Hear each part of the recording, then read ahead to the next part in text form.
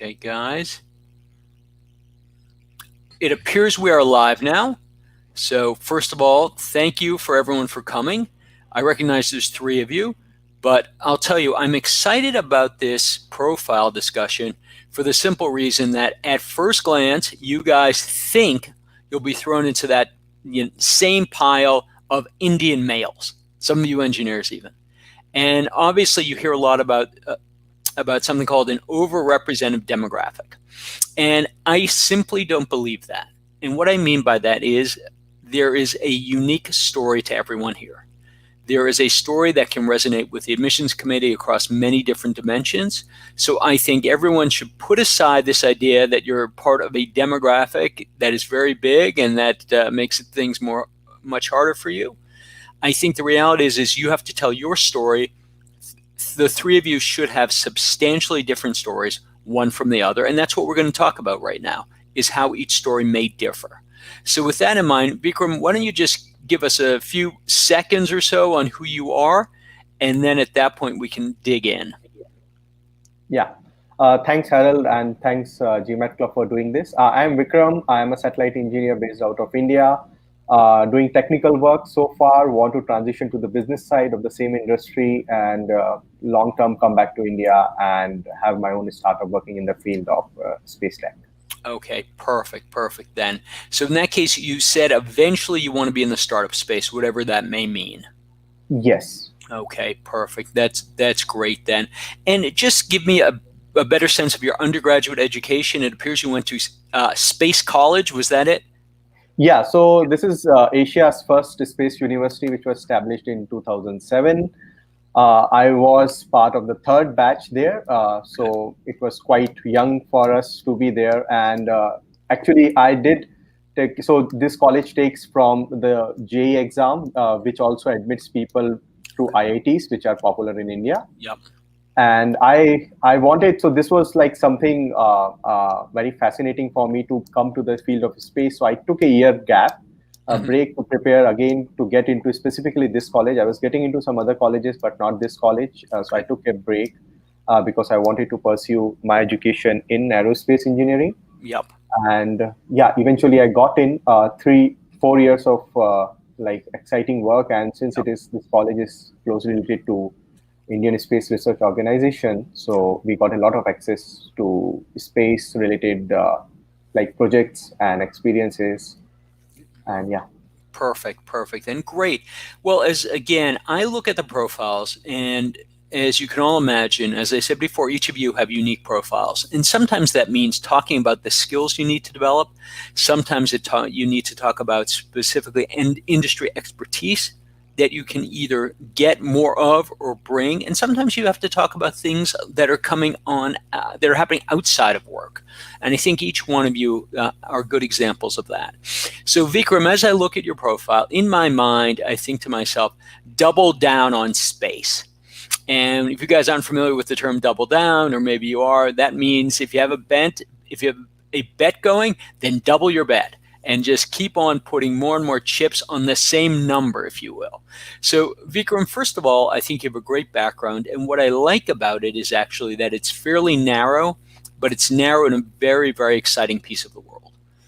So from that perspective, everything you talk about with business schools, everything that you touch on with regard to your own background should be space. And the way to do that, I think, most effectively is to talk about it really with passion. And passion that maybe comes from when you were a young man or a boy and just really engaged by it. Because one thing that business schools are certainly going to ask you is why business school? But that just doesn't mean the technical skills you want. Really, it's a way to, as Stanford would say, actualize your passion, which actually means make your passion happen. So from your perspective, I would certainly focus on what you've done in the past, why it's exciting to you. I'd also certainly focus on things like what you will do in your future. And here you have to really talk about the long-term goal rather than the short-term goal. Again, you want to come across as the guy who is going to change the space industry forever, not just across India, but across the world, and in very interesting ways. So in terms of agriculture, food security. I'm not quite sure how they fit together with satellite technology, but you do. So I think the reality is that telling that big story is going to be really, really important. Again, and that doesn't mean you ignore short-term goals, but really the main focus here is on long-term goals. And when I say also double down on space, what I also mean is take a look at the curriculum at each university and think about, if you were to focus on space, what would that mean at each university? And that can mean very different things. So for example, at MIT, there is a huge, obviously you guys know, a huge engineering school.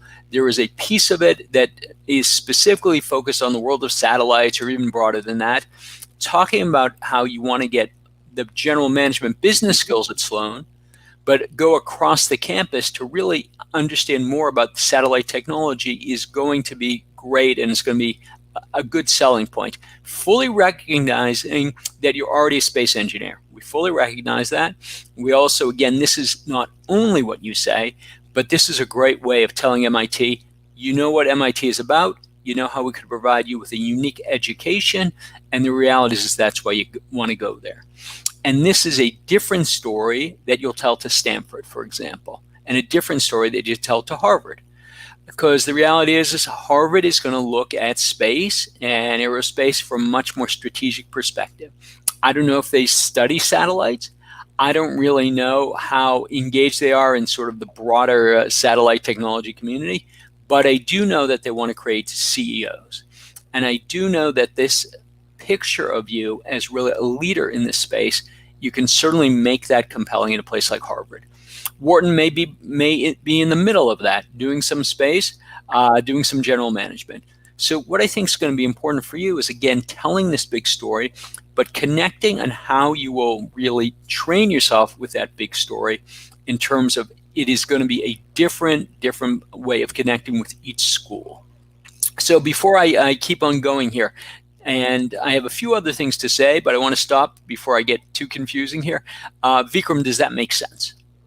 Yeah, it makes a lot of sense. The thing with me is, like, I do have, as you have said, a very passionate and childhood origin story that what made me come to space, and how I've been pursuing it in my college and then in my job also. And that's what my long-term goal also is. The challenge comes in bringing out that passion in the application, and specifically for schools like Stanford, which do not specifically ask you about your long-term goal, but the question will be just why Stanford? Right. And in a very limited space, how to get that passion come out and sort of ooze out so that it looks quite compelling, making a case. Yeah, I'm sure. Listen, I fully understand, and I have to tell you, particularly with a place like Stanford, that's where the magic happens in terms of creating that narrative. So let me just give you an example. I had a client of mine who is at Stanford. He wants to go into transportation private equity. What he started off writing in his Stanford essay was all about how he loved to play with trains. And as a kid, he loved to play with trains, and then we built up a narrative of trains equals transportation equals PE equals his future. So from that perspective, that did resonate. And in particular, what he did, which I think is a really good technique, is he wrote Stanford A and Stanford B as one long essay. And what I mean by that is telling this big story and then having Stanford help in really telling that big story, and then again, how will it happen at Stanford? So again, you tell this one long story, and then you'll split it later in terms of how it will happen at Stanford. One thing I will say about space, though, is there certainly is some analogies here in terms of pushing boundaries.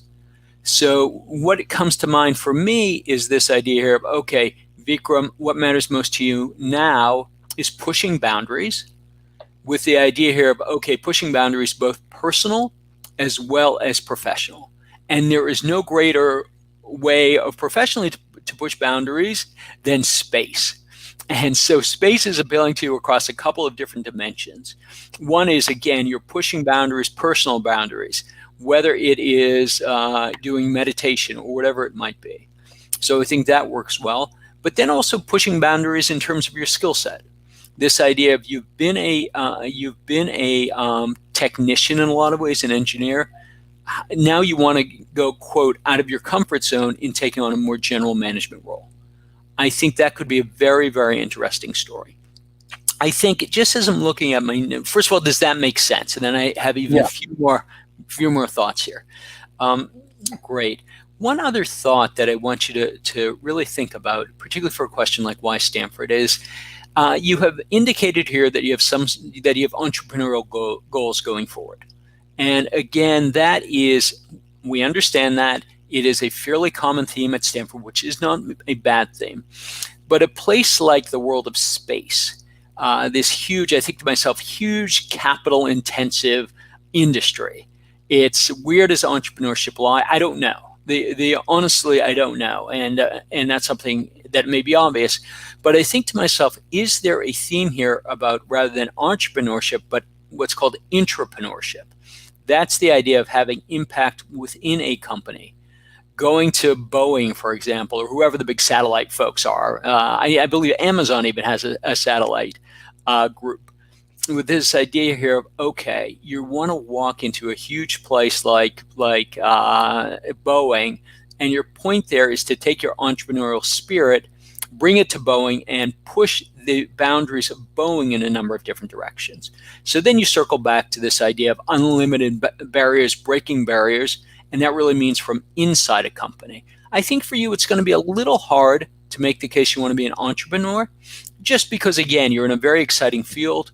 At the same point, there's not a huge amount of previous entrepreneurship experience there. But this idea here of that you want to go into a big firm, push things around, become an intrapreneur, and that's Google the term intrapreneur. I think that's exciting. I also like the term intrapreneur because business schools love teaching intrapreneurship. If you look at their curriculum, there's a lot of things about making change within existing organizations. So I think that also will set you apart and in some ways recognize that, okay, Vikram, you have some entrepreneurial leanings, but you also recognize, what your skill set is. And so far today, it's been working in big companies. And you can certainly think about that continuing just based on the industry you're going to be in. So if I were to give you some last advice, I would say to you, think about your topic with this idea of pushing boundaries. And you think about that passionately in terms of space. You also think about it passionately in terms of what you want to do inside the industry going forward. So I think that could be really interesting. Great then. And listen, I know we don't have a huge amount of time, but Vikram, any other questions? And I hope you found that valuable. Yeah, it was quite valuable. A couple of things which I have a little bit doubt about is the Gmat score and the GPA. Yeah. It's not top of the class in both the case. And again, as you started with that coming from a overrepresentative group, and which I've heard and read a lot of times. So little bit concerns on that side. So anything you would suggest me to do better on that part? Sure. Let me talk very generally here because again, Gmat and Gpa are just one of your pieces of your profile. Listen, with regard to GPA, I don't really worry about it unless it is truly far below average. So my instincts, and I don't know actually how a 787 compares to other folks, but my guess it's around average.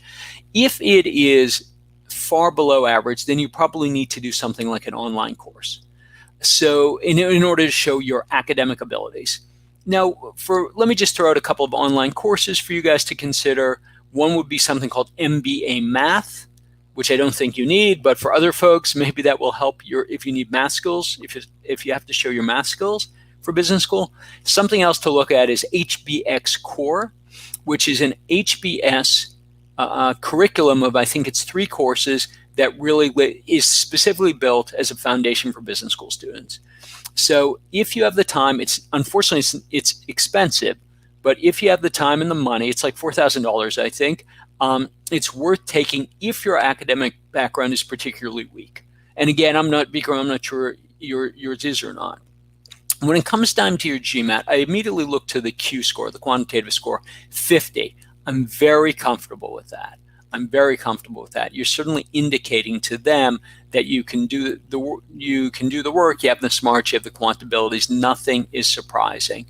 With regard to the overall score, would I rather see you as as an Indian male, and again, not to get into bucketing people too much, in the 730 range? I would. So the reality from your perspective is, how much preparation have you done? Is there more preparation you can do? As well as just this idea here of, okay, what's the best use of your time? In terms of, if you told me that you've already studied 1,000 hours and already had private tutoring, and this is the best you've done, and this is the best you've ever done on a practice test, then at that point, it may be worth considering another test like the GRE. So that is something, again, a longer discussion there. We have some information on our website, but that's certainly a possibility. The flip side is, Vikram, and I'll ask you directly, can you do better than a 710, do you think? I can push it to 730, 740. Okay. Would that make sense? Yep, that would make sense then. Yeah, if you can do that, I would definitely do that. And again, though, 730, 740 is just one piece of the equation. I think where you're really going to be unique is going to be in the story you tell. Because again, Wharton has said that something like they only accept 25% of the people who apply with a 770 or above. Okay, so your GMAT only takes you so far. I think an interesting essay, I think very clear career progression, a very clear understanding of the value each school can bring to your own aspirations, and how that value is going to be different from MIT versus Harvard versus Wharton versus Kellogg. I think that's really what's going to make the difference for you. Cool. Okay. Thank you so much. And just a last roundup question: that do you really think if I get the story right, there's a fair chance of getting into one of these targeted schools? Yeah, these schools are hard. I'll be honest with you. These schools are hard. So I never tell people, anybody, I don't care who it is, that you have a fair chance of getting into any one of these schools. What I would say to you is, you're taking a risky strategy. So I'm very much in favor and supportive, if these are your dream schools, apply, but simply have a round 2 strategy maybe in place. And a round 2 strategy for many people include things like, now let me talk about what schools could potentially give me a scholarship, for example. What schools are much more highly focused on what I want to learn in the future? Which schools are actually sending people to the industries I want to go to? So that may include schools you've never, ever heard of before, but still check all those boxes. And what I mean by that is, there's a school, University of Washington, Foster, out in the Pacific Northwest. If you want to go into the world of space, satellites, great school to go to. Does a very good job in terms of getting people jobs. On the other side of the country, near where I am in Boston, is Northeastern University. Again, folks may not have even heard of it, but a place where I've had Indian clients get scholarships to. The nice thing I like about Northeastern is they give you a 6-month internship rather than just 2 months. But before I sort of start listing out these schools, again, the strategy that I think is less risky for you would be, by all means, apply to these target schools, but then have a set of round 2 schools that you're willing to jump into. Recognizing yet it's a risky strategy, but at the end of the day, if these are the only schools that are going to fit your needs, then these are the only schools that are going to fit your needs. And I think that's the answer. Okay. Thank you so much, Alan. Okay, perfect. Great then.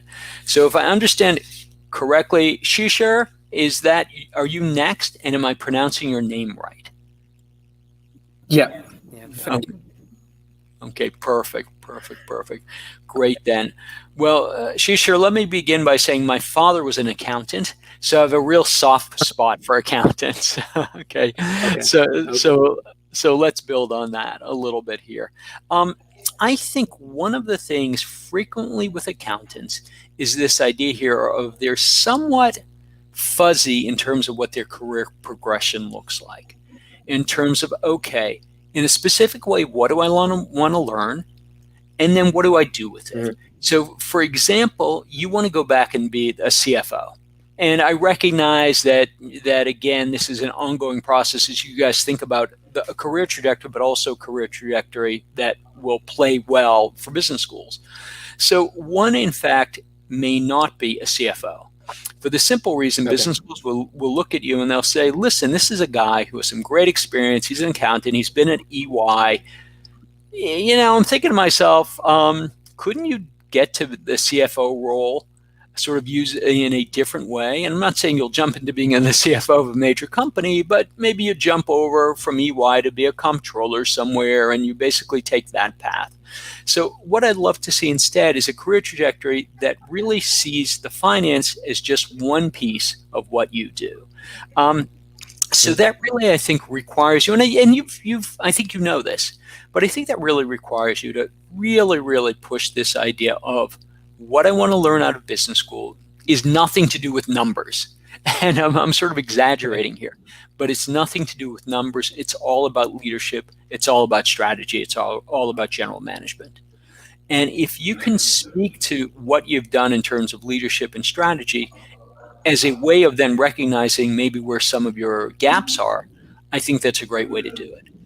I think also then you have to build out a career trajectory that, again, stays away from the CFO role, stays away from this idea of, okay, I want to go back to doing what I could have done even if I didn't go to business school. So I think you, for example, going into a strategy role, either at a consulting firm or possibly really an internal strategy role, something like business development, I think would be very strong for you. I think even something like product management, with this idea here of, okay, let me go out and really get some other experiences that will really be in addition. You've already checked the box in terms of finance.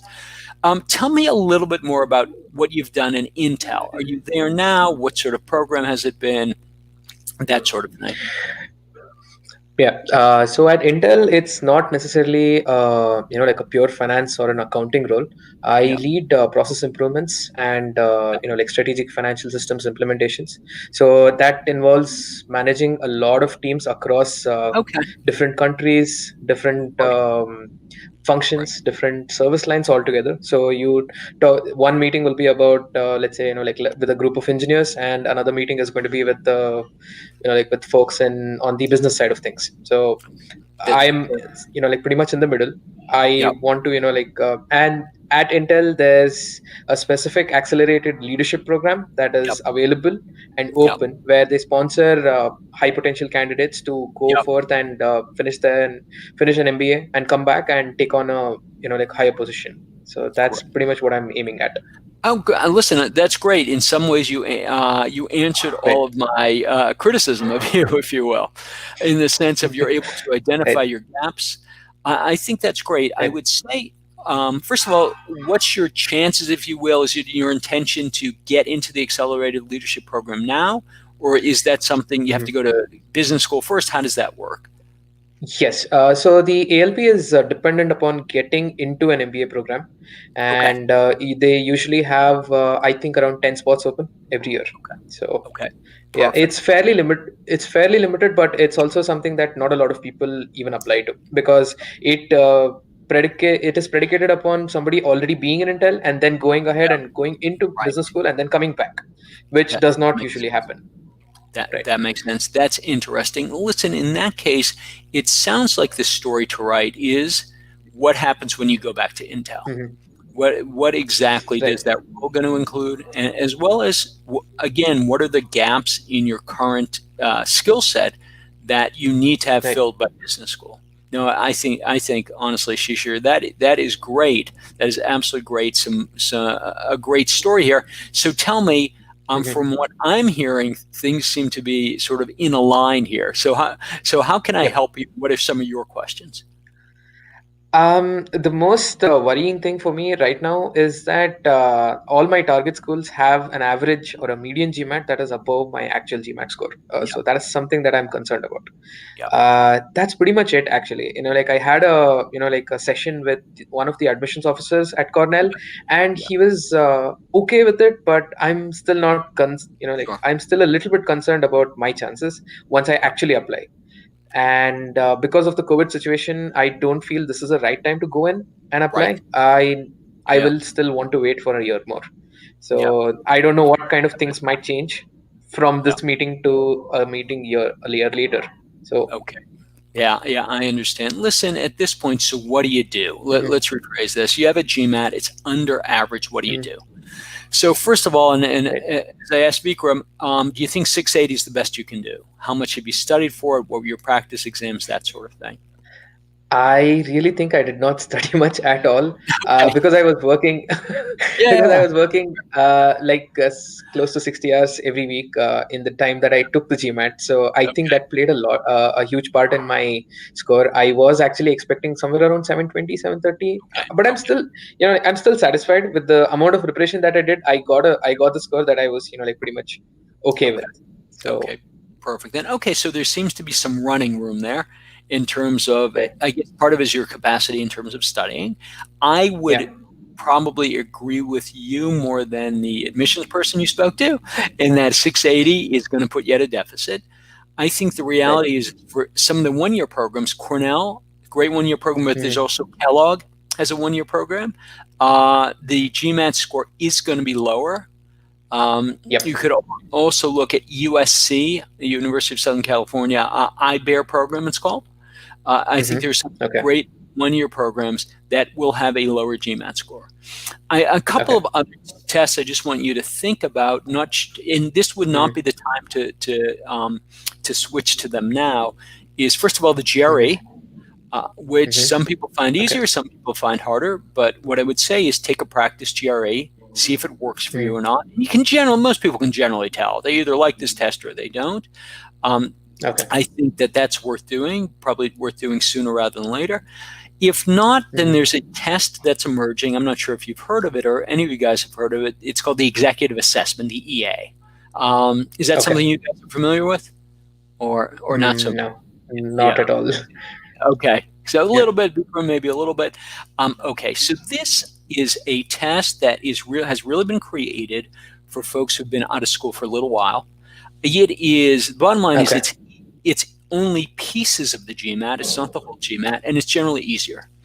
I think what's important, so certainly a good strategy for you is study as much as you can for the GMAT, see how you do, but then immediately, even if you do great, I'd suggest you immediately pivot to the EA, the Executive Assessment.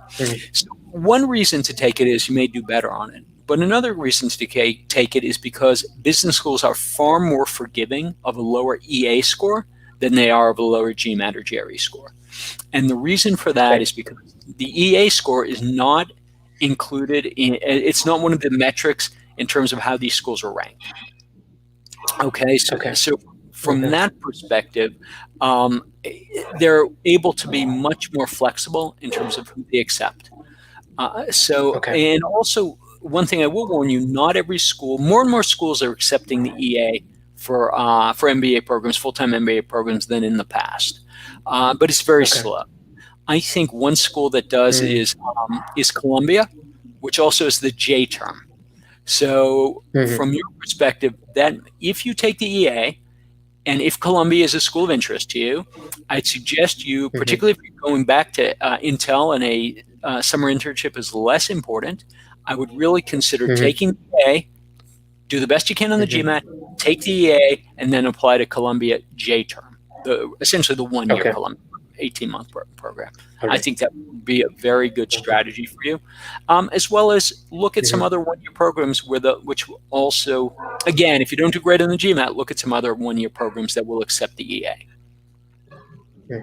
Okay. Perfect. Then, and guys, let me just check here.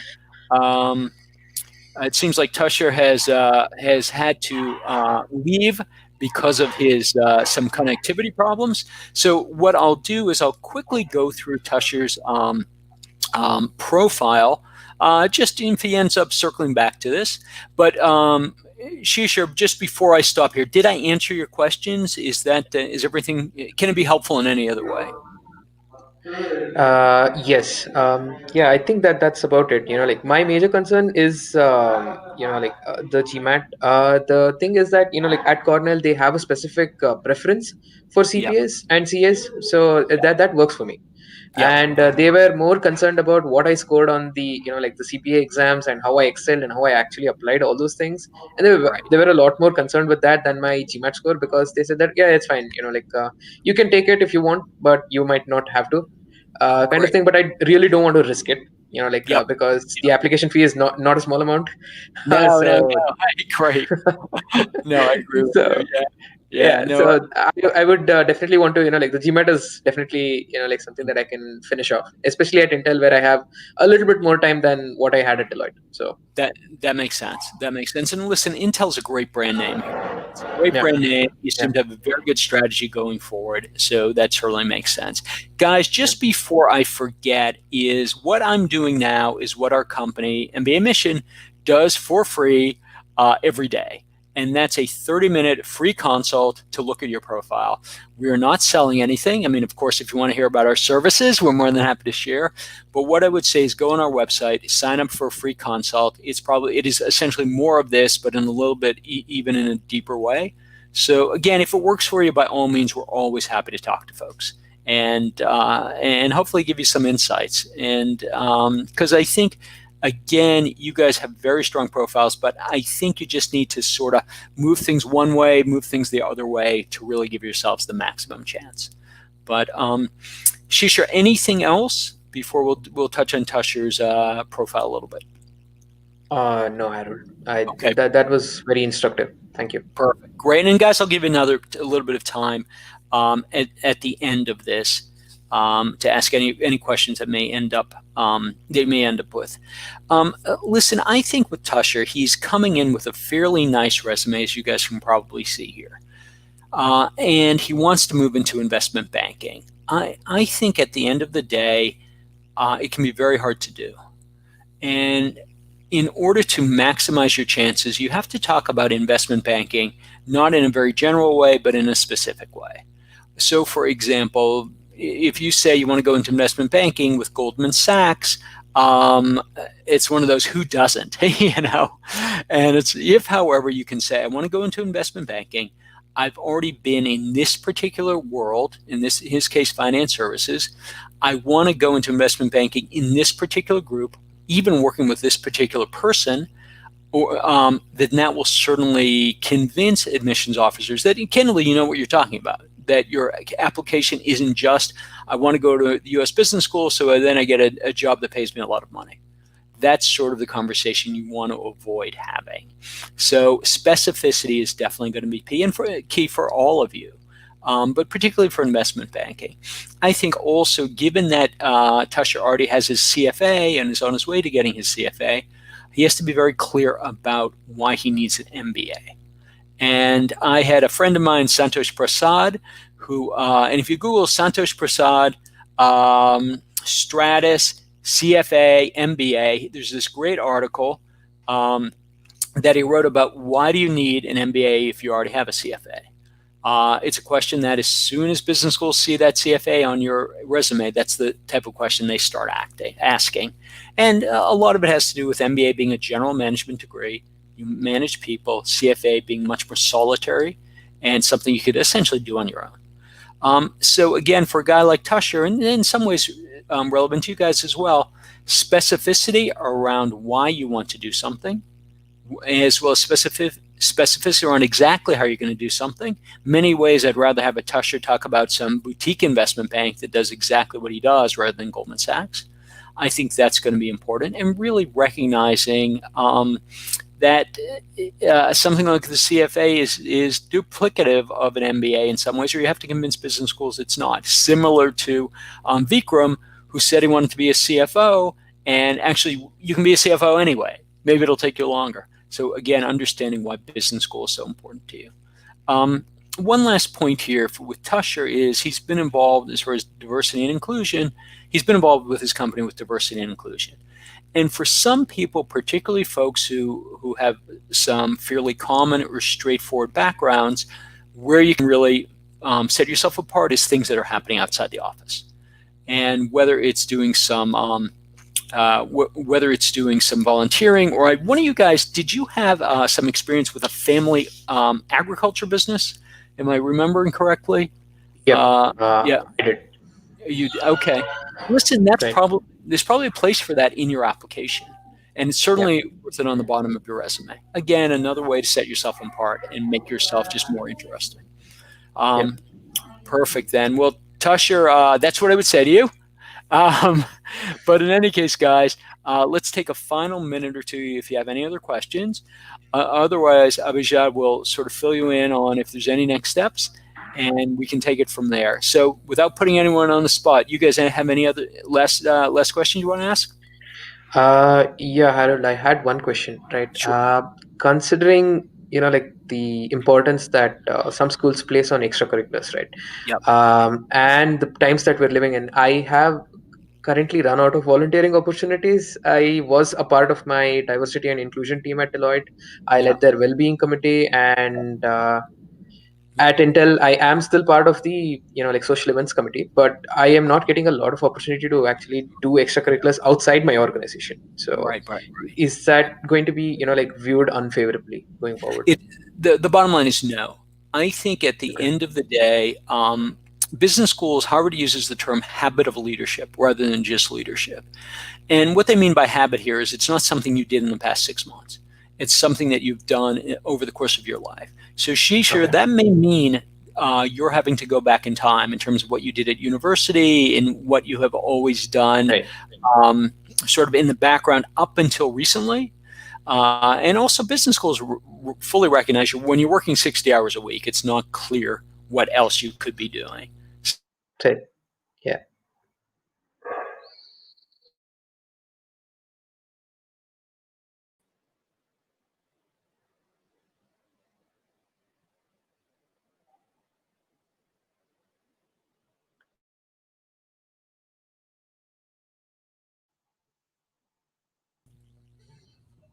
Okay, guys, you're back. Can you hear me okay? Okay, perfect. Yeah. Perfect. Final point, Shishir, and probably relevant to Vikram as well. There are other ways, when they talk about extracurriculars, what they're really talking about is building a community. How have you participated in building a community? So honestly, something like informally mentoring someone, something that you've done just taking folks out to lunch, I think is valuable, and it's worth talking about. And sometimes the best person to talk about is the recommender. But again, think about the question of extracurriculars as really the question, how have you built your community? Okay. Okay. Yeah, that sounds fair. That does answer my question. Perfect. Great then. Okay, now that I see Abhijat sending me some info, and there's a question here, how to maintain balance between being overconfident, zealous, proud in telling my achievements, and being humble. You're right. There is a balancing act there. There's no question about it. Listen, at the end of the day, good business schools essays or applications do a lot more showing than telling. So from that perspective, that in some ways avoids the issue of being overconfident or proud. And what I mean by that is if you tell folks that you have developed a very nice relationship with the intern Bob, and you've helped him really clarify his own aspirations at Deloitte, wherever it is, that means you don't have to say, I'm a great mentor. Do you see the difference here in terms of, okay, if you're somebody who spends a lot of time, I spend every Thursday volunteering at the soup kitchen, obviously you don't then have to say, I'm great at helping out poor people. So what I would say is just keep on using examples, allow business schools to draw the natural conclusions, which is you're a leader, you're someone who's been, you've had some achievements, and that's a way of, I think, getting around this issue of overconfidence or seeming overconfident. Does that make sense to Babar? I guess you are just listening, it seems like. Oh, okay, from Ali. From a round one strategy perspective, is it better to only have schools where you are close to a strong fit and or stretch schools, or should one also apply to safety schools in round one? Generally speaking, let me take a step back here. In terms of, there is a strategy that I call the 18th month strategy. And what I mean by that is it is for people who are willing to go to business school either this year or next year. So, and that implies during year one, round one, you apply to just your dream schools. And if you don't get in, fine. And then in which case, round one next year, you apply to your dream schools plus a broader set of schools as well. And then again, that works for people who can push off business school for a year. Generally speaking, is you apply to round one schools, your true dream schools, 1 or 2 fit schools, and round two is a broader range of what I would say target schools. I think at the end of the day, the bottom line is develop a list for yourself. What schools would you leave your job for? I think that's really it. And at that point, then sort of get the combination that you think is appropriate in terms of having those reach schools, target schools, and the likely schools. I fully recognize that you guys, if you're committed to going to business school, you try to get in as many round one as you can. And I will also say round one means many different things to many different schools. For HBS, round one is September 8th.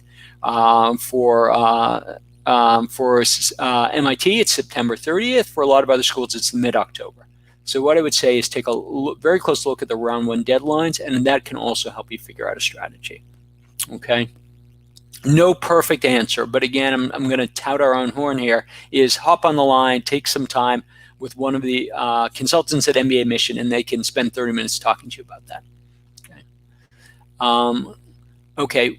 From Ali again, what is the merit of applying it to an early action deadline in a school where you have slightly below average GMAT from the average of the school in question? I would say this: early action at a place like Columbia, at a place like Virginia, at a place like Duke, essentially doubles the chance of acceptance for you. So if the acceptance rate at Columbia is 20%, 15%, then it doubles if you apply early action. So I think it is very, very worthwhile. I think the reality is you have made a commitment to go to that school if you get in. In the world we live in, that doesn't always happen. People also continue applying to other schools, but honestly, it can get expensive because once you're in early action, you have 3 weeks to put down a deposit. So again, it can be an expensive process. But what I would say to you again is apply early action if that is reasonable to you, because it'll likely double your chances of acceptance. How much of an impact does applying the right, wrong round make on your B school admissions? Depends on the school.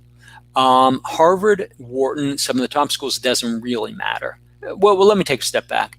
Applying round one is always best. There is no school that has a higher acceptance rate round two than round one. Some of the difference, though, for some schools is going to be negligible. Harvard, Wharton, you're talking about only a couple percentage point differences. And for some schools, it is going to be substantially different.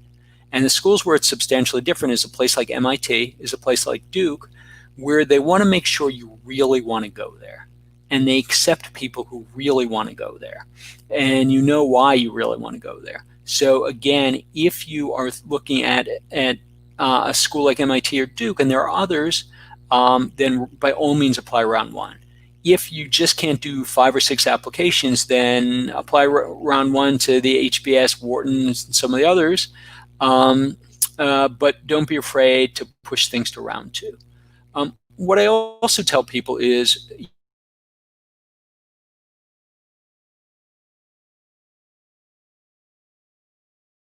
best application you can when you can. And if you can only do the best application round two, I would say wait for round two. Because the schools that most of you guys are looking at, your application has to be near perfect. So if it's going to be much better for round two, then wait for round two. Okay. Okay, guys, it seems like we have time for one last question. And I think I have it here. And it is, do Ivy League schools prefer people from well-known companies like Google or Goldman over people working as a marketing finance head at an unknown startup? And the answer is marketing and finance head at an unknown startup, if in fact that's a real job. Okay, and what I mean by that is MIT now asks you for a organizational chart, and the reason for that is they want to make sure that you're not the CEO of a one-person company. So if you're startup but you have people reporting to you, then that is going to be more impressive than being an analyst or someone in a junior role in Google or Goldman. So again, depending on what you're actually doing in real life, then I think I would lean towards the role where you're managing more people rather than what I would say the vanilla role for one of the bigger companies. So with that in mind, it looks like that we're going to be wrapping up now. And really, I just want to emphasize again that if this was helpful to you, then by all means schedule a free consult with mbaMIssion experts. I don't know if you can see this on your screen, but there's a link there. Go to mbaMIssion free consult. You'll find it. Speak to one of us. Again, 30 minutes. We will not sell you. At that point, we just want to find out a little bit more about you and hopefully answer your questions. Great then, particularly for those who didn't have their questions answered today. Perfect then. Good. Well, that's all I have. Abhijit, anything from the GMAT Club?